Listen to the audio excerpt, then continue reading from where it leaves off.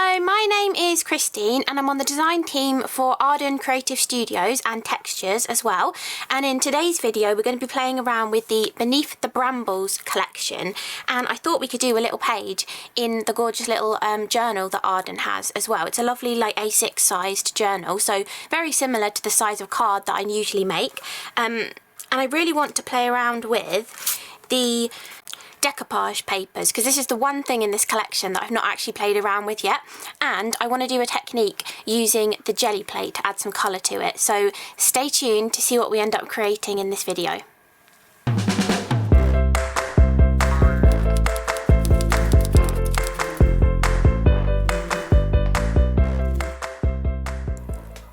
Okay, so I have no idea where I'm going with this little journal page, but I've picked out 3 colours of some Dina Wakley paint, which is one of my favourites for using on the Gelli plate. I've got Heather, which is a really light purple, almost acting as white in this case, Eggplant and Iris as well. So a nice purpley selection, and this will go really nicely with the collection, so if I do end up using any of the toppers and things from the ephemera pack, it should coordinate nicely with those purples.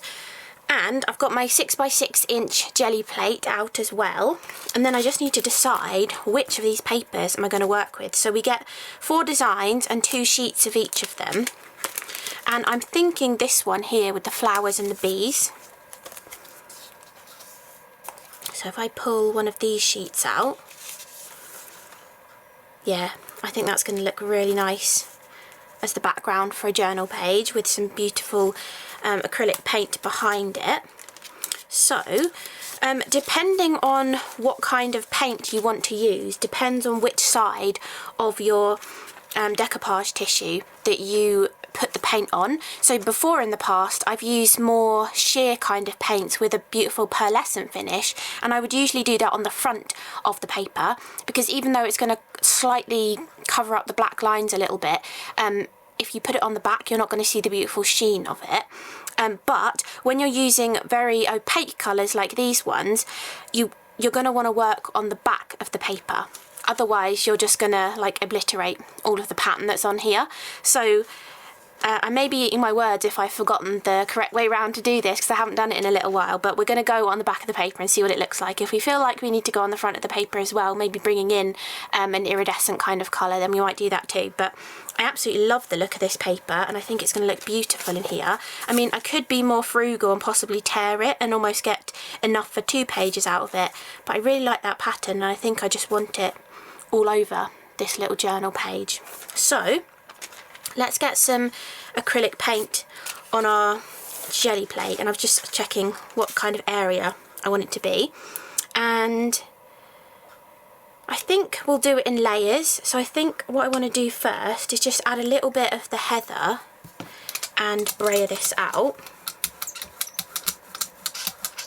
Sorry for my squeaky brayer, my other one stopped turning so I'm having to use my very squeaky sounding one while I clean the other one. So I'm just going to put that heather colour on first.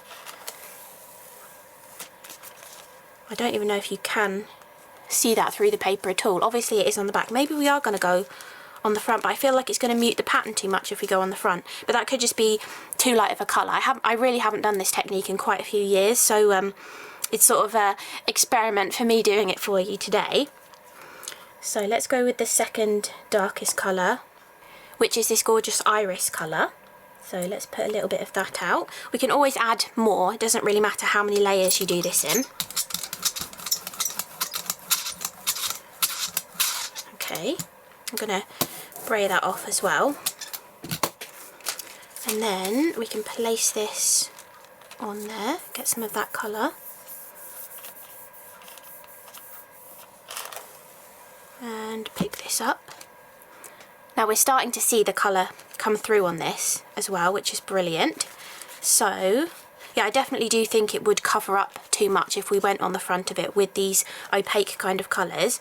So we'll do a bit of the darkest colour, and then we might bring in some iridescent kind of coloured paints and go on the front and maybe do a little bit of like texture as well.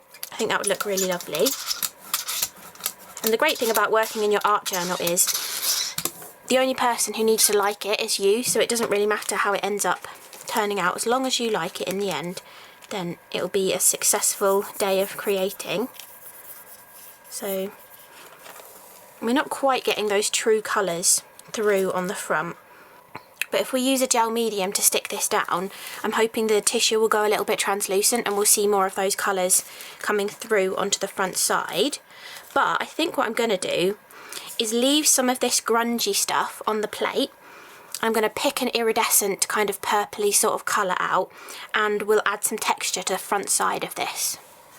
Okay, so I've picked out an Arteza iridescent colour which is called Moody Blue, and I'm hoping this is going to be sheer enough to kind of work for this technique. So I'm just going to put a little blob of that out. We've got this grungy stuff left on here as well. I'm really sorry for that squeaky brayer. Yeah, I think that's going to be sheer enough. Right, and then get rid of some of the excess. And then I've got a scrap piece of corrugated card here. I've been using it a few times on the Gelli plate. So I'm just going to press that in to give a little bit of texture. And then maybe we'll go once in the opposite direction as well, just to give a little bit of crisscross. And then this time we're going to go on the front of this. So we'll lay that down. I'm being careful just because we've already put a few layers of paint on this and it is a little bit damp from having the paint on there. And then if we lift this off, hopefully we'll have a beautiful, yeah, pearlescent kind of finish, and we've got a bit of texture in there, and some of that colour from the grungy elements is now on the front of our tissue as well. I think that looks really good actually.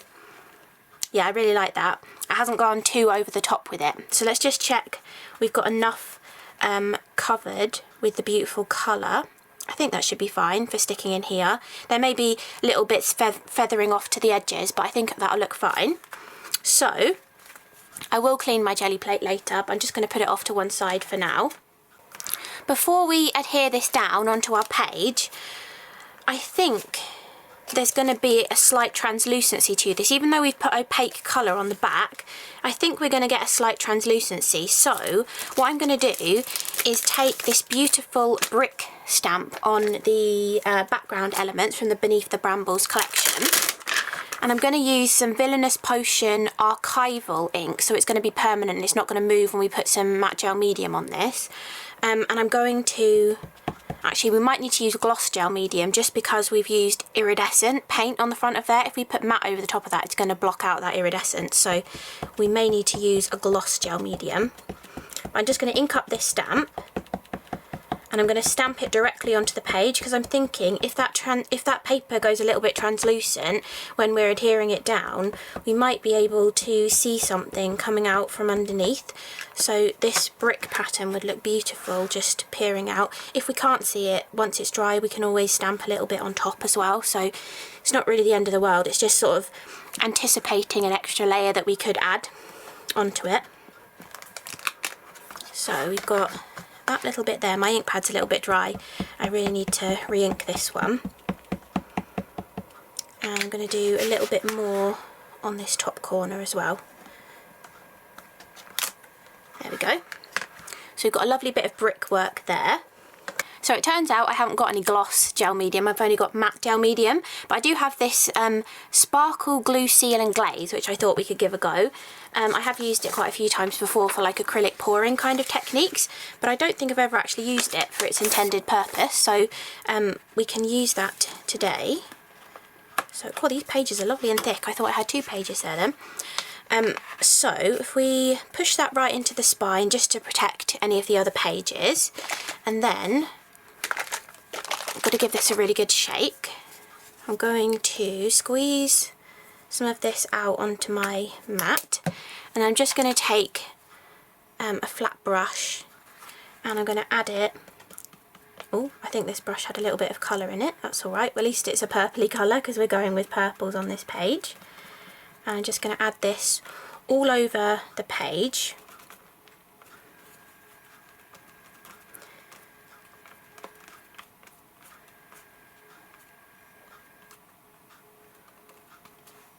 Now usually when I use this in my art journals, when I use a Gelli printed kind of tissue, I actually usually use a glue stick to adhere it down. So I haven't actually ever used mediums to kind of adhere this sort of tissue down. So, but I think from memory of watching other people use this tissue, they usually add the medium on the back of the tissue as well, so that you get like that double kind of contact adhesive sort of happening. So I'm going to do that, and then hopefully it's alright still being off the camera a little bit. I'm gonna flip this over and attempt to press this into position and lay this down flat.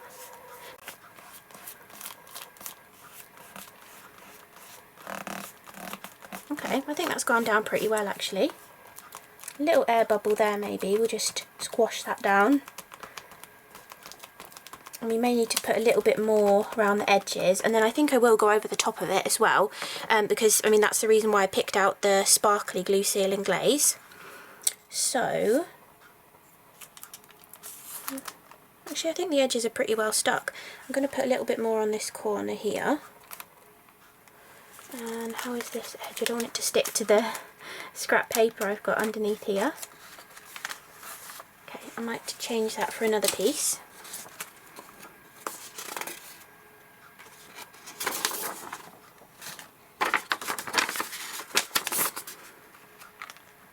Okay, and just double check. Well, I think we did a pretty good job of applying that adhesive on there then. It seems to have stuck edge to edge on everything, that's brilliant. I might bring in one of these smaller mats actually to put under there so we don't get anything sticking. It's not quite big enough to work for this, but I think it will do. And I'm just going to add another layer of this over the top.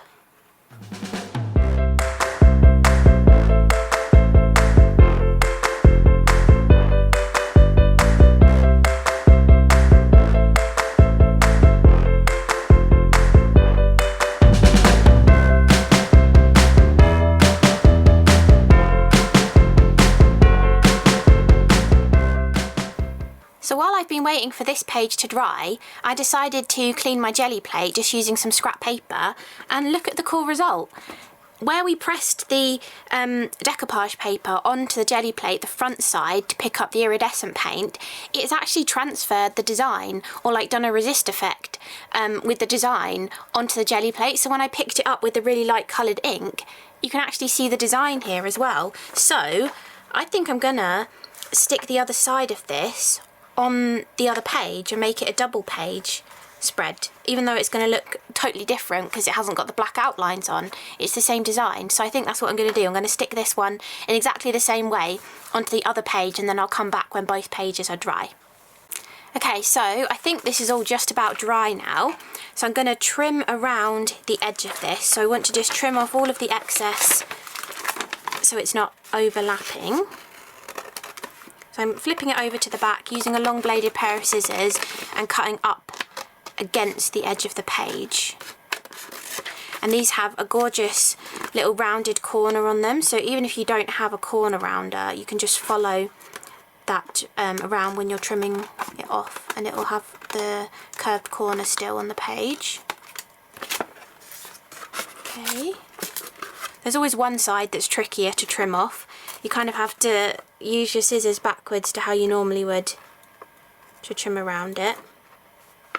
But I've got a trick for neatening up the edges as well. So that looks pretty lovely as it is. And then we can just trim around the second page.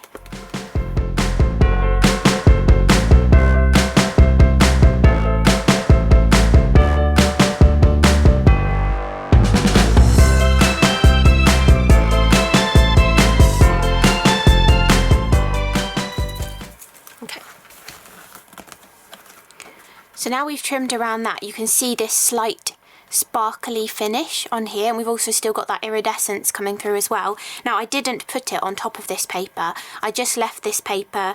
I still did use the sparkle glue seal and glaze to stick the paper down, but I didn't do it over the top because it's printer paper. it's not really going to absorb the medium like this page did. To kind of make a little bit of translucency, you can just about see some of the brick that we stamped in there a little bit. So we may stamp a little bit more of that over the top to kind of bring it back in, but they're looking pretty nice as they are. And any rough edges that we do have, you can just take like a little emery board or sanding stick that you might have,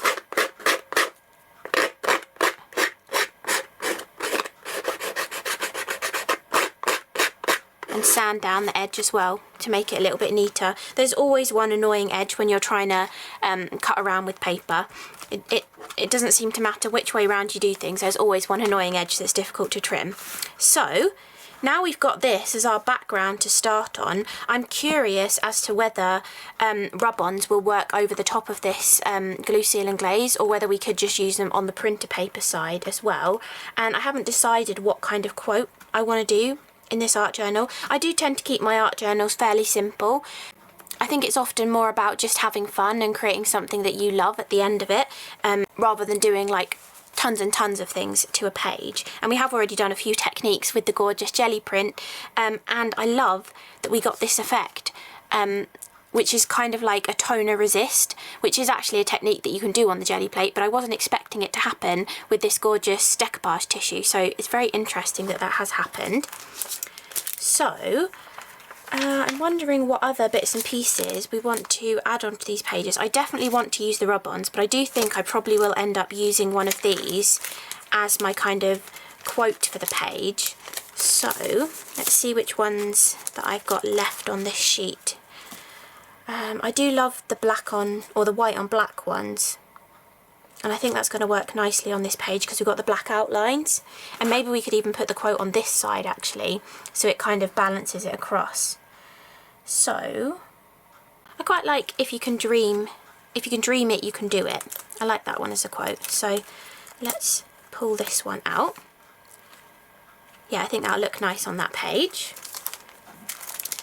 And then we've got these beautiful rub-ons as well. Now I think with this, maybe snipping it into 3 sections. So if you can dream it, you can do it, as the sentiment, like that, in 3. And I do like with these to trim off that little edge as well. I do like the sentiment to kind of be really close up to the edge of the box, and you have the option to do that yourself with these, which is really nice. You can have them use the die cutness of them and use them straight away, or you can snip into them further if you want the black to be closer to the white writing. And sometimes I do then even mat them onto white card after I've done this as well, depending on what kind of look I'm going for. So we've got, if you can dream it, you can do it, as a sentiment. I like that. But I do think I want some rub-ons on here, and we're going to have a try and see if we could get anything to rub on over the top of this one, or whether we just focus on this page for the rub-ons. So as you can see, well, I can use this one maybe. I was going to say, as you can see, I've used quite a few rub-ons for all of the different projects that I've been doing with this gorgeous collection. I absolutely adore the rub-ons. This one's lovely. I think I'm going to go for that one. I'm going to snip this one out just to add something extra to the page. I do really like these flowers that are in here as well. I think they would look really nice. So we've got that one there, and then we've got a smaller one over here.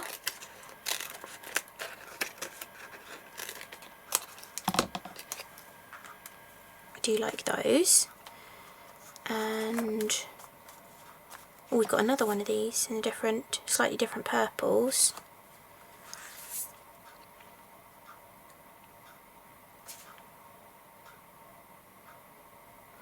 This is quite nice too, just a simple kind of purpley branch. I will trim that one out as well.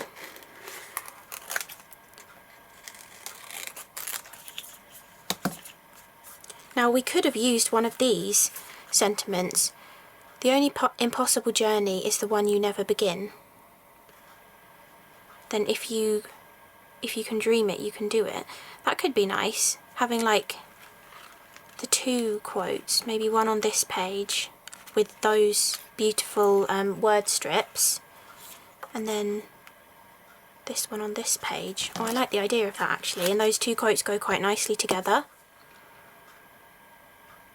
I like that. Okay, and then what else is on here? I do love these bits. There's quite a few of these on one of these sheets, and I've used quite a lot of them, but I absolutely love them, so I think I am going to snip this piece out and use it in a couple of sections. So cut it in half so that half of it can go somewhere and half of it can go somewhere else. So I think I'm going to use all of those ones. And I think I am just going to keep this page simple just with this. If you can dream it, you can do it. I just feel like the rub-ons aren't going to work on this page as well. We could do a test piece. Okay, so I think I know what I want the layout to be, and I want this one to hang off the edge. So if I trim that like that, I know I'm going to want this one to hang off the edge. So we've got a white bit down here. Let's just try this on this side to see if it works, because I really don't know if these do rub on nicely over the top of a medium. But let's have a look and see.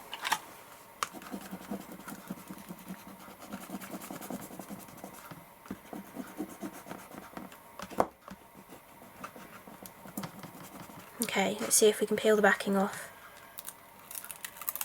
Okay, they do work really nicely over the top. Well, that's brilliant to know. Okay, so we've got a little piece of that down there, which fills in that white gap nicely. Now the question is, do we want anything else on that side? We'll get everything else rubbed on first, and we may be using part of this one to add some extra bits on that side as well. So I'm just going to rub on these extra elements. I'll speed up the process so you can watch it.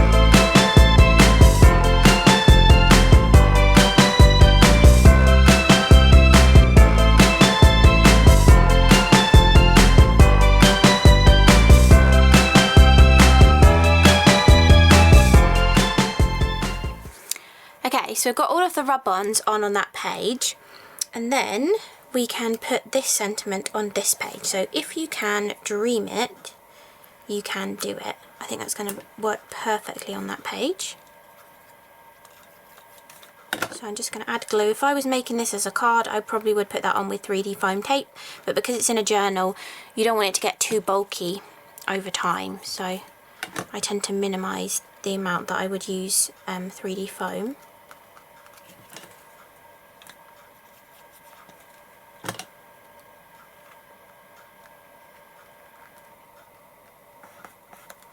So the only impossible journey is the one you never begin, and if you can dream it, you can do it. I think they go really nicely together. Now I've just got to decide, do I think that this is finished, or do I want to put any more rub-ons on this side of the page? Because we could technically just snip a little bit of this purple one out. Yeah, I think maybe we should. Okay, what kind of section? If we go like this, keep that little splat in there as well. Just maybe add that one little bit up there, just because it rubbed on so well on this side.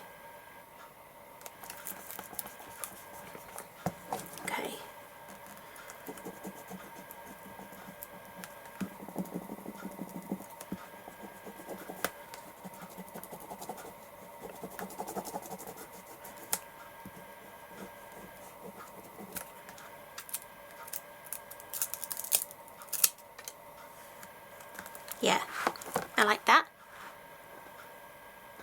I think that looks good. Do we think we need anything else? I mean, we have completely lost that brick pattern that was in there, so this is kind of adding that dark tone back in again that we sort of lost. Unless we want to maybe add a bit more of it back in, actually. That might be a good idea. Right, let's get that villainous potion. I think just in this corner, I'm just going to add a little bit of that back in on top. Rather than using a rub-on, we'll go back to the stamp. And then just put that like this.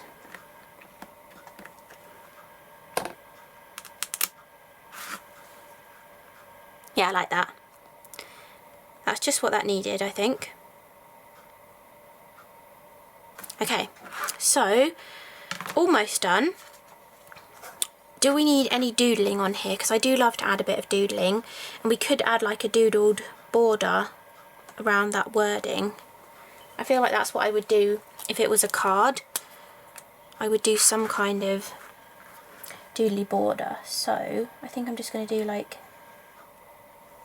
a bit of a scribbly one.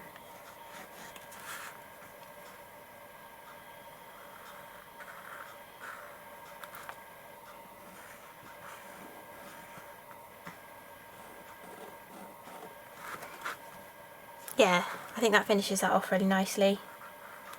So maybe some little wiggly bits, squirrely bits, dots and things.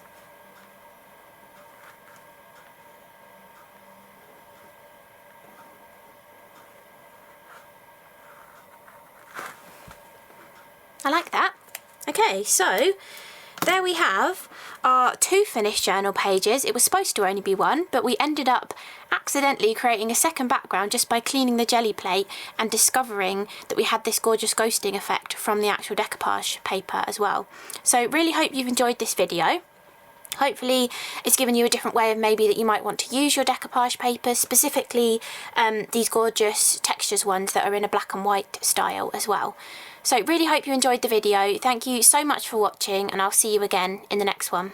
Bye!